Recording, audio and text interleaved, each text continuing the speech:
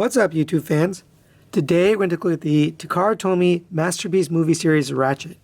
So this came out recently in Target. So this is a Target exclusive here in the United States. I don't know about other countries where you can buy him, but here you can buy him in Target. He's $120 at Target. Right now they're running a promotion, so you can get $25 off $100 or more. So he ends up being about $100 or so.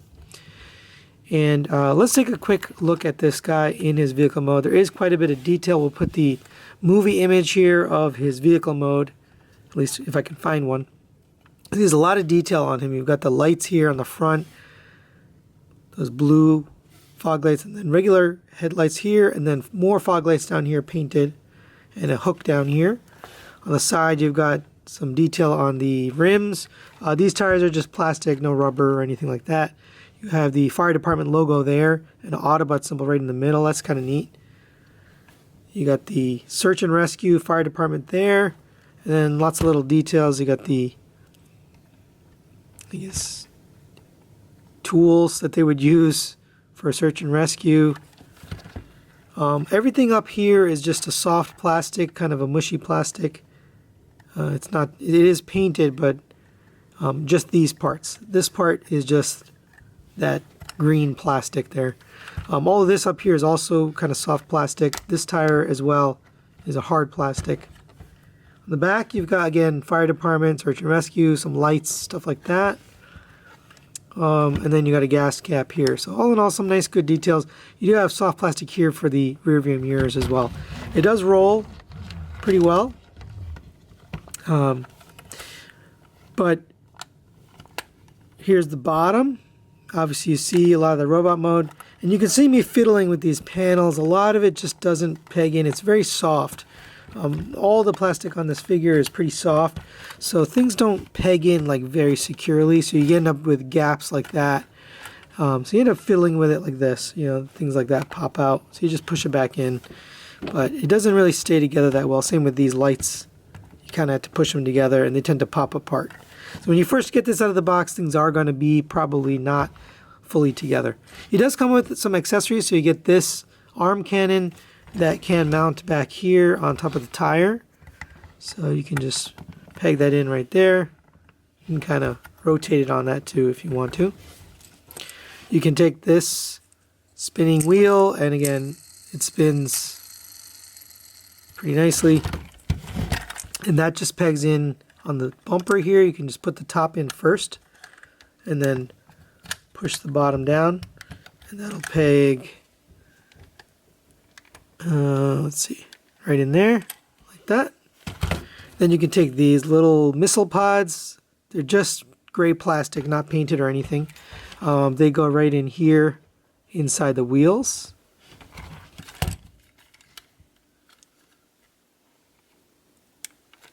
Here you go, is one, and then here's the other one. And they just sit down there. And now he's got all this stuff on him. Pretty cool. Let's do a quick size comparison. So here's with a couple other rescue vehicles. And obviously Inferno, you know, doesn't really look quite right, but he's kind of a small fire truck. But it looks okay with the ambulance. It just seems a little bit big, but I think the MPM scale is bigger than the MP scale. So there you go for a size comparison. Now let's get him transformed into his robot mode. It is a pretty challenging transformation, but go ahead and take off these parts here and set those aside. And you can also take these missile pods out and set those aside as well. Alright, so we're going to start on the front here. So these panels here are going to pop out there. And you do want to kind of lift this up and get this around. And push that towards the front and just leave that like that. Same on this side. Go ahead and pull this out and push that towards the front. Right, that's going to allow you to unpeg this whole panel here. And honestly, it really doesn't peg in very securely. But go ahead and open that up all the way. And while we're here, we can close this up. Close this up. It's supposed to peg in here, but again, it's soft plastic, so it doesn't really peg in securely or anything. Okay, now we can take care of this part. So go ahead and open these doors. and pull these panels downwards and just leave them down like that. And now that we have that, we can pull these arms out. See, just kind of sit like that. Okay, and this is an issue I'm going to talk about later, but I'm just going to set this aside. This just does not want to stay, so we'll set that aside. We'll put that back later. Next, you're going to unpeg these wheels from the back.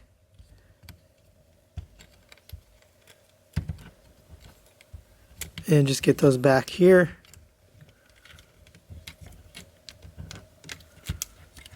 And you can get kind of some of this arms out of the way by just rotating it.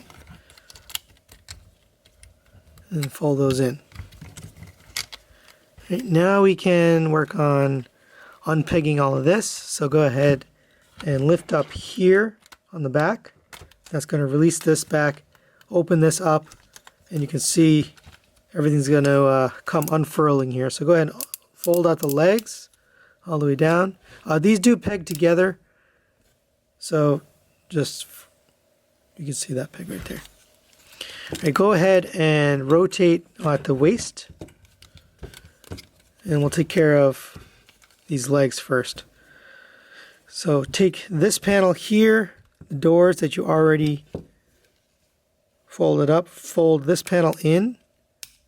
And it is a little bit tight, and then this is going to peg in right there. Fold the foot down, open up this panel here, and then rotate the foot around to the front. So same thing on this side, the exact same process. And one step I forgot to mention is you do want to peg this knee in, so just push that in, that should peg in. And then you're all done with the feet. Right, so now we can worry about this. Fold these flat and leave these down like this. I'll give you some room to work. So sorry, we probably shouldn't have folded these wheels yet. So go ahead and put these wheels back the way you had them. Now we can rotate here. And that should rotate all the way around. And again, it doesn't feel great, but it should actually rotate.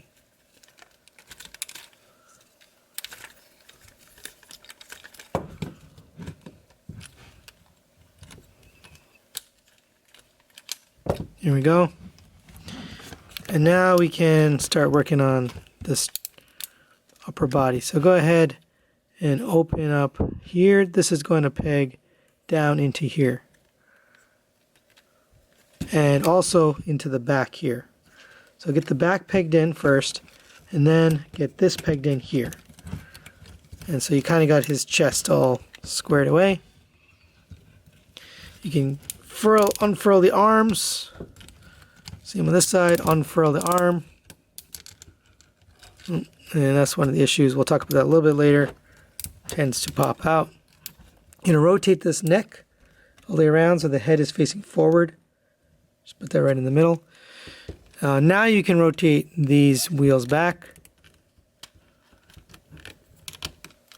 And they should just sit on his back like that.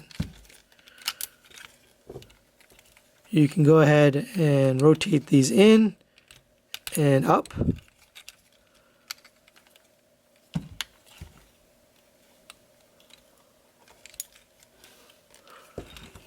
Now we'll take care of all of this. So what a mess, but this should be upwards. You know, this panel is going to end up sitting here. And again, it doesn't feel great. You do have to rotate these wheels down into his body. So get those rotated down if you don't have them already rotated. Now you can put this piece back if it fell off. You're going to need this to tab everything in. Now on here, you're going to fold this panel out. And that has a little clip that's going to clip onto here. C-clip, and you can just push that together and that'll tab in. And there's your backpack, kind of all squared away. Not the prettiest, but it'll do. And then these things, surprisingly, so you're going to open up, and there's another piece that falls off. We'll leave that off for now. Unpeg this from the side, and you're going to rotate this up And that's going to allow you to rotate this backwards. And that can just sit back here. You know, the official transformation is to have these pieces sitting up like this. But that's pretty darn ugly. I'll show you a different way to do it, but that's the official. So again, go ahead, unpeg this, rotate this upwards. That'll allow you to rotate this panel past it. And then this is supposed to rotate down and sit upwards on his back in this really ugly way. That's how it's supposed to be. Then take these and rotate them down. They're just going to sit on his shoulders. We can put this light back. There we go. All right, so in the home stretch here. So go ahead and take this panel, fold that onto his back of his arm, rotate the hands, rotate this hand. And then these panels are supposed to go up like this and sit right there. I know that doesn't seem right, but that's how it's supposed to go. And there's a little slot in there to fit it onto this railing. And then you're going to pull this downwards, fold these panels in on the sides, and they're going to peg into his abs, and that's just going to hold. That's going to be his abs right there. And then the official transformation, or the instructions say you're supposed to tab this piece into here, but if you do that, then you can't move the arm, so I have no idea why they'd want you to do that. So I leave that out, and I don't put it in, but very odd that they tell you to do that, because it doesn't make any sense. All right. And then we can clean them up a little bit. Now the last little touch is to add his weapons. So you can take this, and there's a tab right here that's going to fit into the top of his arm. So you can just basically put his hand down like that out of the way. And then this will fit on top like so. I suppose you could also put it inside his hand if you wanted to, but it makes the most sense to fold it back. Kind of like the Starscream, where you just fold a hand away, the recent MP Starscream that we looked at. And then on this side, you have a choice. So you can either take these two missiles, which I think look the best, and plug these into here like this, and you have that look. Or you can take this. Maybe we can do both. Let me see. And here we have Ratchet all transformed up. And pretty good looking. Let's put the movie image there if I can find one. Got a lot of stuff going on in the back, but probably movie accurate.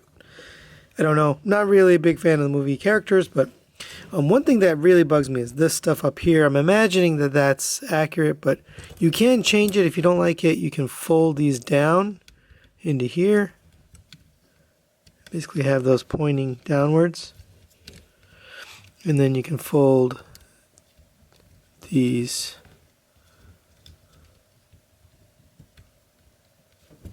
down. So you could have it like that, or you could have it like that. I mean, nothing really looks so great no matter how you do it, but just got a lot of kibble back there either way. There you have Ratchet. So let's go over his articulation. So the head can move up and down that much. It can rotate around, but it's a little bit hindered by the stuff around it, just like any of these Bayformer heads. And then the mouth does open. You can see it was already open, but opens up that much and closes. Pretty nice detail on the head. Let's get in close. You can see there is quite a bit of detail there. Let's continue on the arm. You have rotation up to there, down to there. You have rotation at the bicep. I guess it's at the elbow, and then elbow bend a little past 90 degrees gets you up to there. For the hands, you have these very Bayformer hands. So the thumbs move. This is very similar to the recent release of Starscream, but the the thumbs move on a pin, and the hand moves on that same pin, and then you can bend the fingers right here on the pin. And there's a second pin there. So you can get some movement out of this. It's just a little weird. These do spin, and then you got the rockets there on the side. Or if you don't like that look, you can take this off and you can have just the rockets. Continuing downwards, you have rotation at the waist all the way around. No ab crunch on this guy. The legs rotate up to there, and again, there's kibble way pretty far up, pretty far back, out to there, all on ratchet joints. Rotation at the knee, not at the thigh. Pretty limited. Oh, we have this. We forgot to transform this. Push this up, and that just sits up against the wheel. Same on this side. That should get us more knee. So about 90 degrees at the knee, not even. That's it. You do get ankle tilt, but not a lot. Just tiny bit of movement there. And then you get a ton of tilt this way. So somewhat limited in articulation in some areas, especially in the legs. But overall, not too bad in terms of articulation. We'll get this thing back in here. And there he is with the TO1 Optimus Prime and the Takara Tomy's Blue Streak. I know these are not Masterpiece movie figures. I don't have any other ones, but there you go. Fits in pretty nicely, you know, bigger than a Carbot, which you would expect for this guy, but smaller than Optimus. And again, I don't know how he scales with the MPM, but I imagine it's better than this scale. There you go. So final thoughts on this guy. It's kind of weird. So it's got some good looking parts, and similar to the Starscream figure that recently came out, but there's a lot of things going on that aren't so great. So there's a lot of little loose parts, and they just are soft and mushy plastic. It doesn't feel good. These lights are mushy plastic. They don't feel good. These parts don't really lock in. They just kind of sit there. You know, they don't really secure. And I don't know if it's a mistake in the instructions or just a design issue, but they're supposed to tap into the arms, but if you actually did that, then you wouldn't be able to pose the arms. So that doesn't really make a lot of sense. There are some issues with paint. So there's not a lot of paint on this guy. These panels are painted, and then there's little details here and there, and then the feet are painted. And then if you look at the feet up close, hopefully you can see that on camera, the paint is too thin on some of the parts. So you can see right through it, and it looks like, you know, it's just incomplete. But it is nice that they have die-cast feet similar to the Starscream figure. But overall, I just feel this is a very, you know, low quality in terms of a masterpiece. It doesn't feel masterpiece. It feels like a retail release. Again, it is a retail release. It came from Target. But, you know, when you're fitting it with the masterpiece line, there's a certain expectation. And this really doesn't meet my expectation in terms of being a masterpiece. It feels more like a studio series, or, you know, that level of quality. In both modes, I felt that way. It just doesn't feel solid, doesn't feel polished. The paint isn't so great. The accessories are nice. I do like that they have the saw and the gun and the blaster and the little missile pods. But overall, for the price point it's at, for $120, I don't think it's going to do well.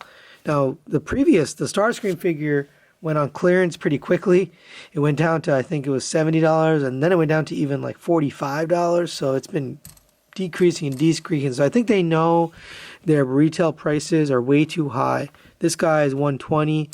I am pretty sure he's going to drop to probably 60, maybe 60 or 70, right? Because they know the price is too high. I don't know why they're pricing it so high given the level that they're doing these at. So I can't recommend this, unfortunately. I just don't think it's worth the price tag. If you can get this on clearance, definitely recommend it. But at this price point, for the masterpiece scale and for the masterpiece, you know, name, I just don't think it meets up to our expectations. So that's really it for today. Thanks for watching, and we will see you next time.